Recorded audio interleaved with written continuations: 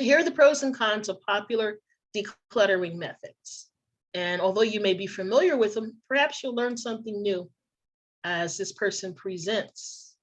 Hey there, welcome to Break the Twitch. My name is Anthony, and in this video I'm going to be covering 6 popular decluttering methods and the pros and cons of each.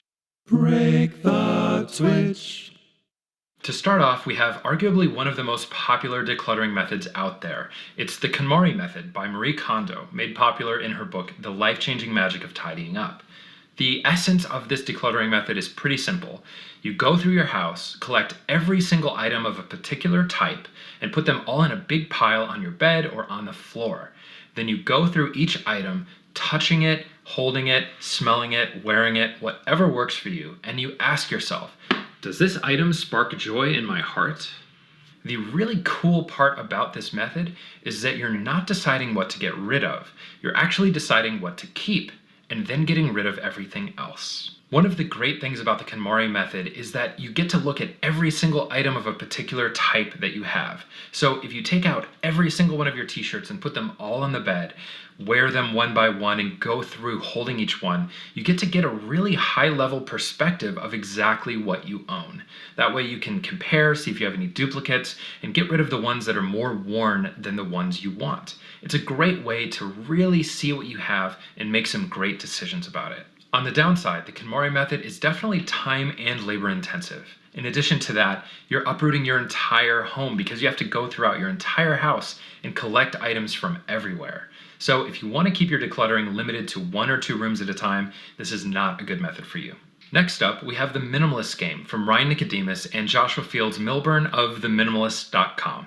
Essentially, it's very straightforward. You get rid of 1 thing on the first day of the month, 2 things on the second day, and 3 things on the third day, and you continue going through the end of the month. On the plus side, the Minimalist Game is great for getting rid of a bunch of stuff. On a 31-day month, you'll be getting rid of just under 500 things. In addition to that, you get to ramp up as you go. By the time you get to day 15 and 16, you will have built a lot of confidence in your decision-making ability on knowing what you need and what you don't need anymore. One of the negatives of the Minimalist Game is that if you get behind at some point in the month, it's really hard to get caught back up again.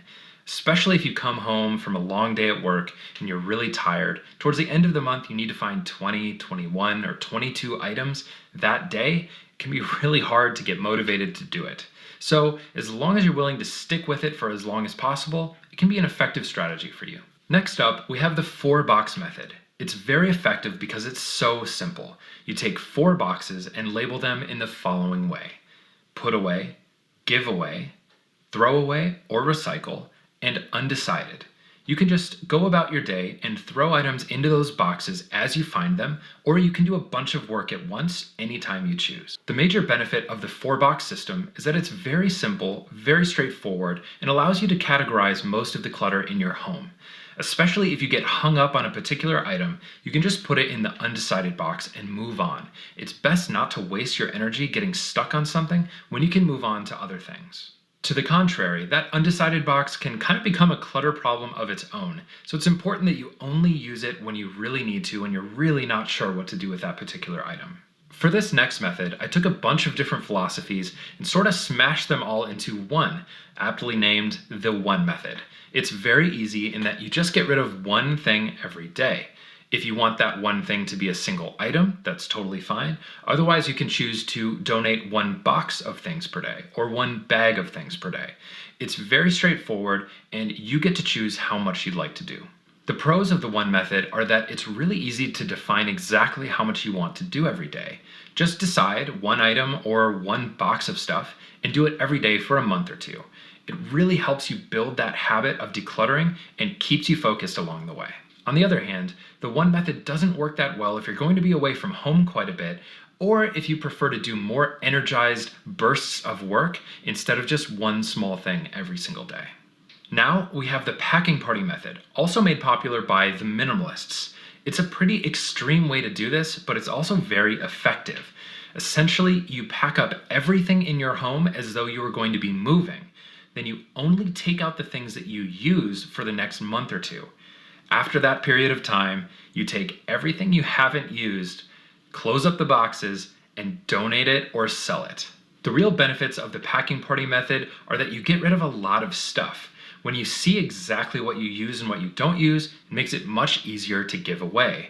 Also, if you're moving, you're sort of already doing a packing party. So just take the boxes to your new home and only take out the things that you're using. That way, after a month or two, you'll be ready to donate or sell the rest. On the downside, the packing party is not very practical and incredibly time consuming, especially if you're not planning on moving in the near future. In addition to that, it doesn't really work that well for seasonal clothing. It would be a shame to get rid of a bunch of winter clothing that you weren't using just because you were doing this in the summer. So use it at your own risk. Finally, we have the closet hanger method. It's a very simple system that you can use in a bunch of different ways. For clothing, you just put all your hangers facing the same direction. As you wear different items, you flip the hanger around to show what you've worn and what you haven't. It's a great way to see exactly what you're using and what's just cluttering up your space. The main benefit to the closet hanger method is that you'll know exactly what you're using and what you're not using. You can also use this system for just about anything. It's just that you have to come up with a way to mark what you use whenever you use it. The main difficulty with the closet hanger system is that you really have to stick to it and have a lot of discipline to continually mark the things that you're using so that you can keep track of everything. In addition to that, it doesn't work that well for seasonal clothing. Just like the packing party, it would be a shame to get rid of things you're not using just because it's not in season. Well, that was a high-level look at 6 popular decluttering methods.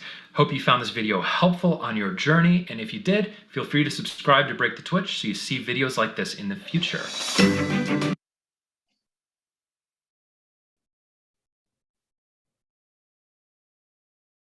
For those who are new, a couple of things we're hoping will happen. Because we present such a variety of professionals, hopefully you'll attach to one or two that seems to meet your needs. We do put their call letters or their Zoom letters in the notes, their YouTube listings in the notes, so you'll be able to reconnect with some of these presenters. And many of them have other films that may be helpful to you. So that's the other purpose of such a variety. With clutter, it's one size does not fit all. We're very diverse in this community. So I just want to let you know that you will be receiving notes regarding everything that you see. And you're also going to see the minimalists, the ones who created the pack up method, and also making it a game where each day you increase the number according to the day. So day 15 is 15 items. You will see his story and maybe understand why he came up with this method. So let's go on. Question.